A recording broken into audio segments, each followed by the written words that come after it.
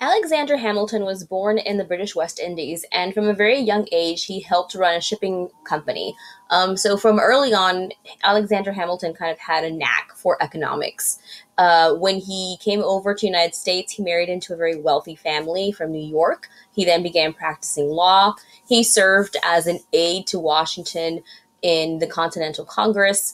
And so eventually he found himself as now the new Secretary of the Treasury. And with that, the huge debt that the country owed due to the Revolutionary War. So that was Alexander Hamilton's biggest problem that he had to tackle and figure out how the country was going to overcome that. There was about $11.7 million that was owed to foreign countries and $40.4 million that were actually owed to U.S. citizens, both those who didn't fight in the war and even soldiers who still hadn't been paid because of the war.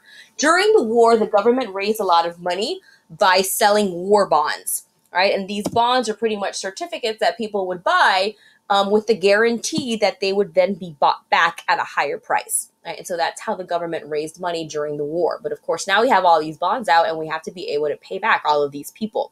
So Hamilton had to figure out a plan to tackle the debt and how to pay off this debt that the country owed.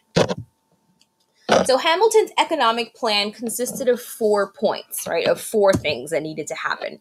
First, the U.S. would pay off all the debts, including the debts that each of the states had owed as well, because each state had their own state debts that they also had to pay off. Second, they would then bring in money, start to raise money to be able to pay off these things by raising tariffs, by raising taxes on foreign goods. And therefore, it would also begin to encourage people to buy American goods because now foreign goods would be more expensive because the taxes were up on them. And so it would cause other foreign countries to be able to pay these tariffs.